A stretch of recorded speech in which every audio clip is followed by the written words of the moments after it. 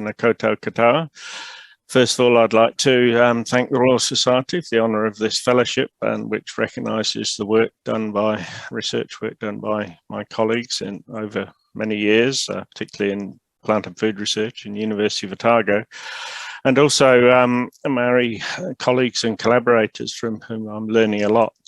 What I'm going to address in this short talk is talking about Taonga natural products and how Mātauranga Māori and the natural products chemistry research that I do, I believe, can work together. So, first of all, I'd like to take you back about over 1,000 years to when, before humans arrived in what we now call Aotearoa, New Zealand. Ancient plants and animals had evolved from Gondwana land relics, giant birds and insects, and surviving reptiles that had been around when dinosaurs were still roaming the earth. And also giant plants had evolved separately, like the kauri in the northern forests, and harakeke around the wetlands, and in the high scrub tussock grasslands. There was also the taramia, the speargrass. And this was these were the lands that the great Polynesian explorers, navigators found when they came here almost about 1,000 years ago and settled. They had brought their own crops with them because those were mostly tropical crops. So they began exploring the local vegetation and plants to look for other things that they could eat. One of the most obvious plants that they would have seen was the karaka, karaka after its orange berries or fruits here. But Maori would have found immediately that these were very toxic, but they were able to develop quite a complex technology to detoxify these, to give them as a food source. Shown in these diagrams here, you got the first steps is separating the nut, which they wanted to eat, from the flesh of the fruit. Have a hangi, steam the nuts, and then after that steaming process, soak them in running water in a stream in a kete for maybe 2 days or even more. And then those dried nuts were no longer toxic, and they became an important food source for Maori, and such an important food source that the karaka trees grew originally around the north of the North Island, but Maori took them with them as they spread and settled around the rest of the North Island and down into the top of the South Island and even up to Reikohu, the Chatham Islands. So they managed to develop Mātauranga to remove those toxic natural products. The next wave of human settlers in Aotearoa, New Zealand, brought their own knowledge systems, and one of those is the chemistry approach that I follow. The early colonial chemists, one of those, a Scot called William Skay, recognised the importance of exploring the natural products in these unique plants that could offer new knowledge of potential medicines and from the toxins. And he recorded in a paper here that's in the transactions and proceedings of the New Zealand Institute from 1871, so it's a precursor of our current journal, the Royal Society of New Zealand. He recorded the Mātauranga for detoxification of karaka nuts, and he used that to guide in fact, he wanted to identify the toxins, so he extracted them, the steamed nuts, with water, and then with some more, two more purification steps, he was able to get crystallize out the actual natural product, the toxin, the pure compound that's a toxic component in the karaka. And he was able to identify that as a glucose derivative, but it was over 100 years before the full structure of the Kraken, what he called Kraken after the tree, obviously, was identified. And it was a triester with this 3-nitropropanoic acid here. That's the main toxic component. In his isolation, he refers to these crystals as being intensely bitter. So clearly he was using a personal biological assay, which is not something we tend to risk these days in the laboratory. More recently, researchers at the University of Waikato have published work they did using chemical instrumentation to analyse the concentrations of the nitropropanol glucosides in Kraken nuts. And they used their analyses showed that the nuts originally had about 100 grams per kilogram of Kraken, a very high level concentration of this toxic substance in there.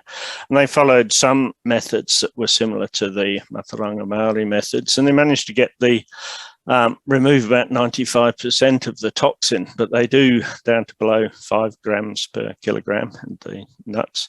But they do comment that this concentration was still too high for them to be used as a staple foodstuff the way Maori had done, and therefore the Mataranga Maori method must have been even more effective, the full method at removing these toxins. So that was one of the earliest compounds reported in terms of chemistry from the unique, many plants of New Zealand are unique, they're endemic, 80% of those are endemic.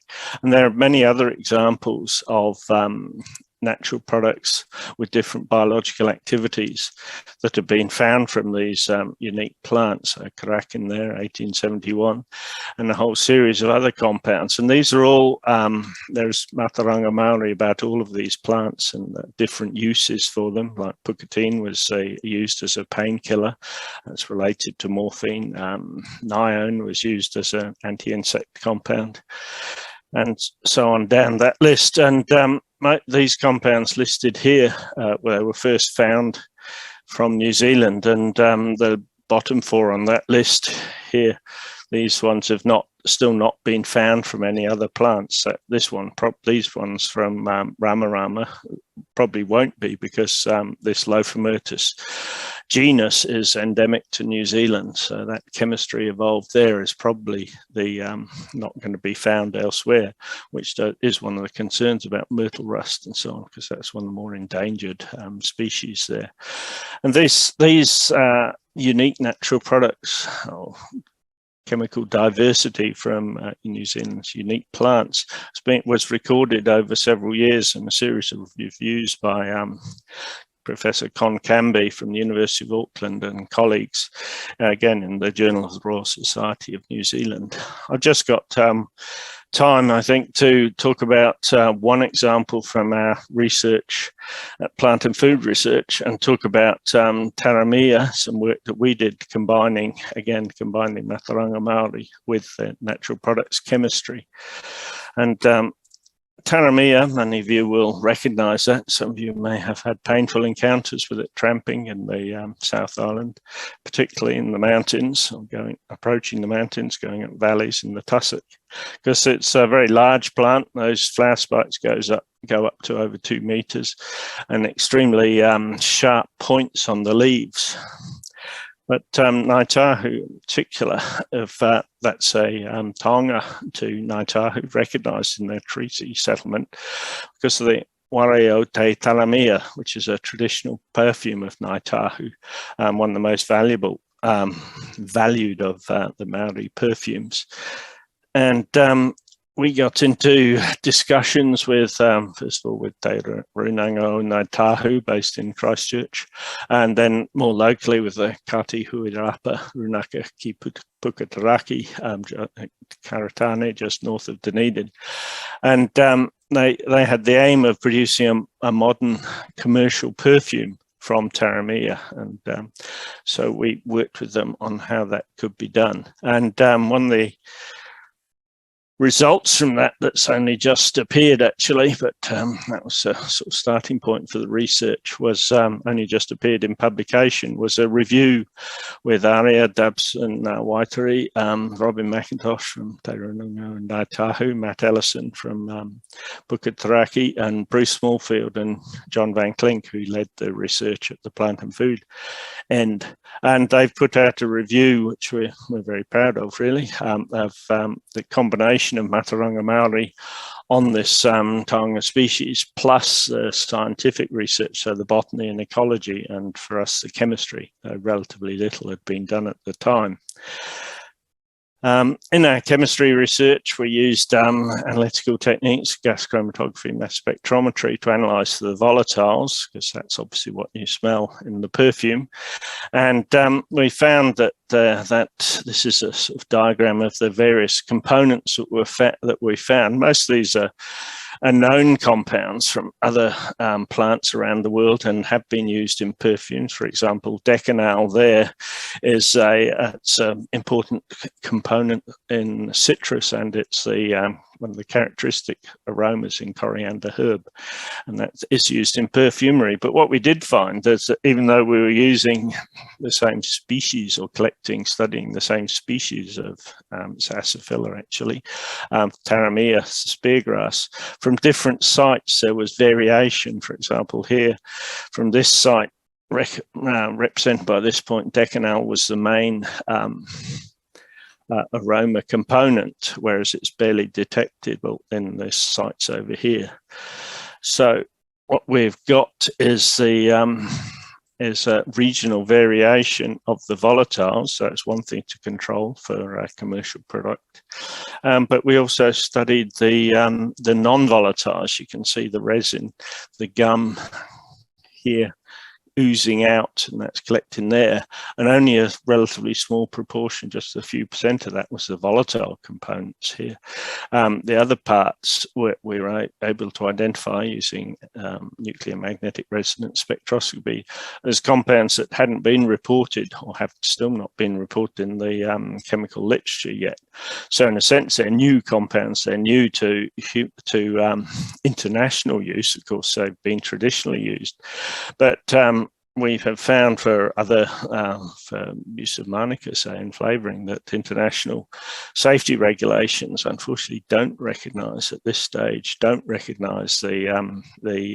long oral tradition of use of components which provide safety. So to make life easier and to avoid expensive testing, Bruce and John developed a steam distillation method that puts steam through the chopped up leaves of taramia and just removes the volatile aroma components and leave behind these new, or so-called new components, the non-volatile components. And that's been successfully brought up in a commercial product. This Mia perfume has been marketed by Naitahu as a commercial perfume. So that's my views on a couple of examples of how Mataranga Maori and chemistry can work together to forward knowledge about Taonga native species and to produce products, so the food products or the perfume product, and how to continue those. Well, the key thing is, of course, community involvement. And this example here I'm illustrating is at Puketeraki. It's they hold regular research evenings with the community. So this one was actually held not on the marae because of COVID, but out on the pa at Karatane, and a good turnout of people from the community and from the marae to listen to student research talks and discuss them, and of course to have some kai afterwards. And this picture here actually shows plant and food research chemist Josh Bristow, who is working with Puketeraki on harakeke chemistry, and combine that with Mataranga. Johan is working on a PhD with me on kaimoana and the bioactive phospholipids in there, and he's working directly with Brendan Flack, who's one of the community leaders and who is also employed as a researcher by the University of Otago. So to me, that's a great model of bringing together the science and the Mātauranga and the community and the researchers. So I hope that's been brought up some ideas that you've been interested in, and of course, ngā mihi nui for your time, and any korero or pātai that you'd like to have, do please get in touch with me. Thank you.